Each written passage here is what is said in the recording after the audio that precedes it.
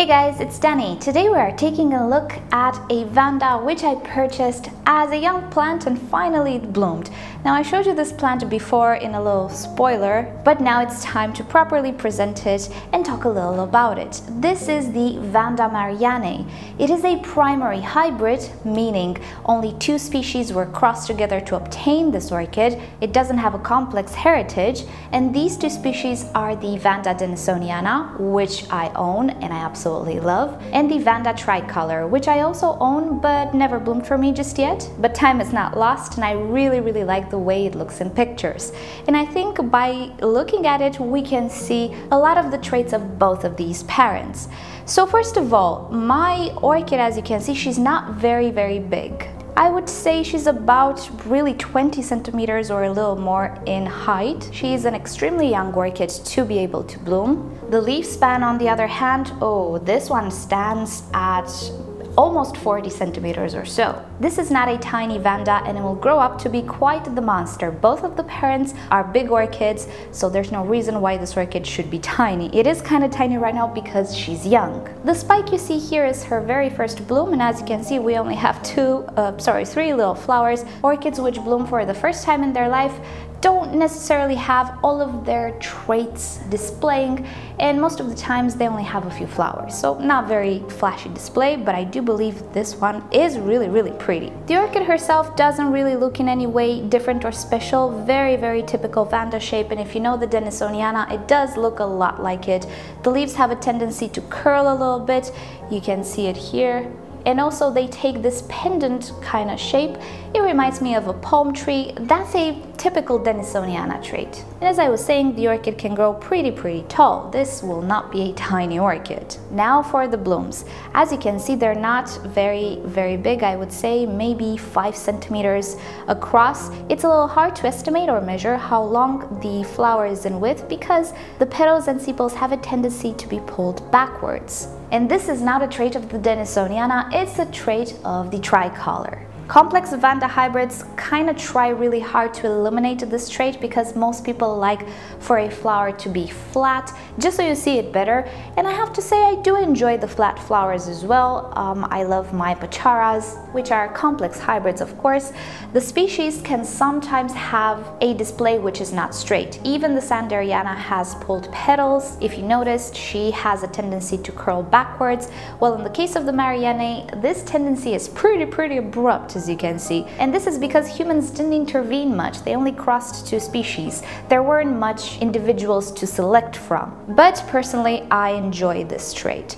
So just like tricolors can be different in their looks, the Marianne and other hybrids of the tricolor can be different in their looks as well. My particular one has pulled back sepals and petals, and that kind of differentiates it from my other hybrids, which makes it very appealing to me, I have to say. I don't mind this aspect of it. So it's easy to tell by the shape of the flowers that it's not your typical Vanda that you will find in the flower shop. And as I was telling you in a previous video, my particular Marianne is spotted. You can see the petals and sepals have this really beautiful golden yellow background, which I would suggest is typical to the denisoniana, but it has a nice spotted, let's say orange-brown pattern.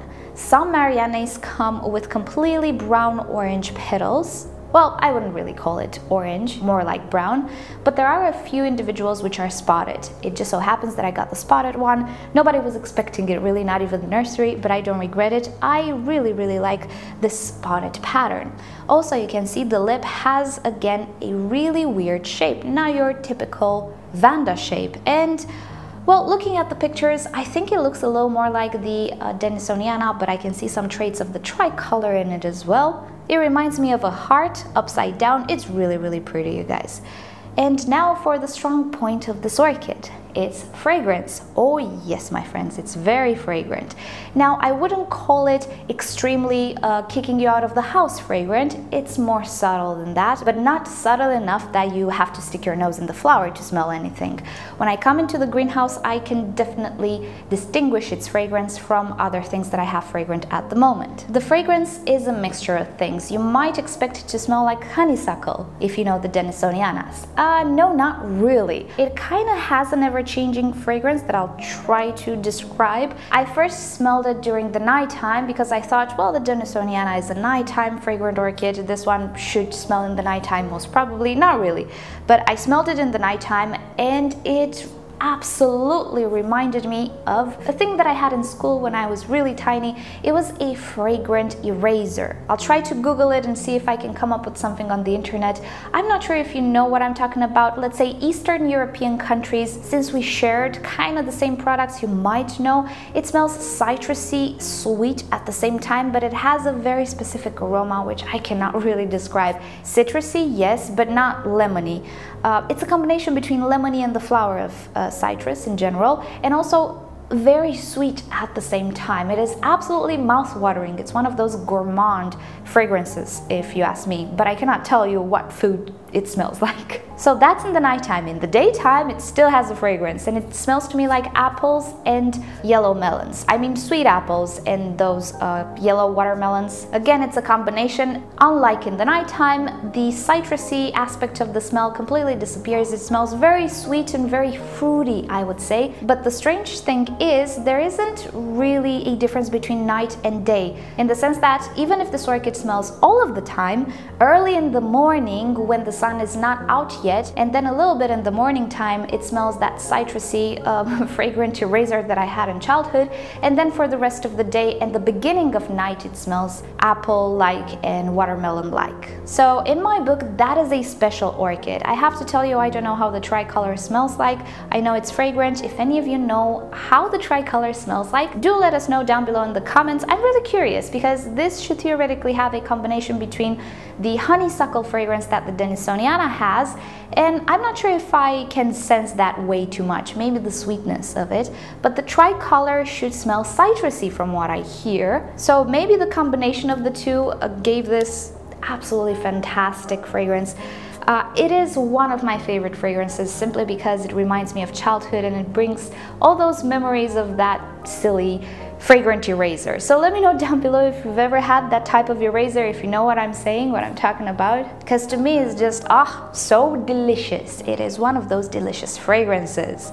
And I think that's the best part of this orchid. As I was saying, the fragrance is not super strong. It's not very, very, very mild either, but definitely you need to be kind of close to detect all of these scents. And especially if you smell the flower directly, you can obviously smell all of these components, but it's not all that strong, not like a Sherry Baby in any way. But yes, I would definitely recommend this orchid if you like the appearance of it. The fragrance I love. And that's about it on my Marianne. I'm so happy I purchased it, and I was not expecting it to bloom so fast. I have it for a year now. I purchased it as near flowering size, and it kind of fit the bill. So alrighty guys, thank you so much for watching this video. Hope you've enjoyed it. And you know the drill. If you did enjoy it, please give it a thumbs up. If you hated it, give it a thumbs down. Subscribe to my channel for regular orchid videos, and don't forget to turn on notifications so you never miss a video. And that's it. I'll see you all next time. Bye.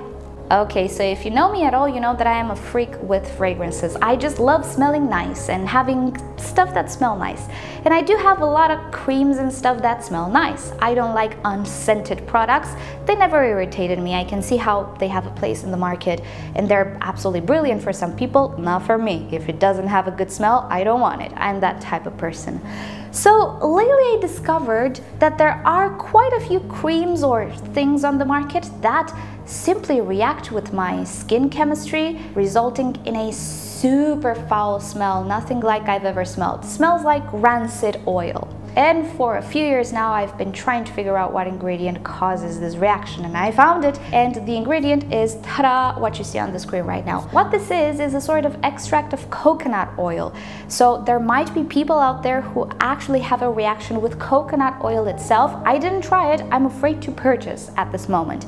But definitely, if you ever felt a completely off smell coming from your skin after you used a certain product, look on the label and the ingredients. If you have this thing right here, that is your culprit. I crossed the ingredients of multiple products and I came up with this ingredient which always appeared in them, but I was not sure. I was sure last week though when I purchased an amazingly beautifully smelling oil from L'Oreal. So incredibly wonderful for about a few seconds, and then all of a sudden it started to get worse and worse and worse and worse, and behold, the ingredients contain that thing. And I did a test. I put it on my arm and then I put it on the arm of my boyfriend. After 1 hour, it was so incredibly stinky on me, and on my boyfriend it smelled like heaven. It smells so gorgeous. So I found my culprit. Problem is, it's starting to be such a trendy ingredient in creams and beauty products and stuff that it's so hard to get away from it. I was shopping for a new shampoo and some shampoos have it. I was also looking for a sort of body milk. Most of them have it. I cannot really use anything soon on the market because of that ingredient. I'm very curious to know how many people are actually having a bad reaction to this ingredient, because if there are a lot, there is hope. There is hope that they will remove or make products without this ingredient. Anyway, this is me venting about non-issues, but there we go.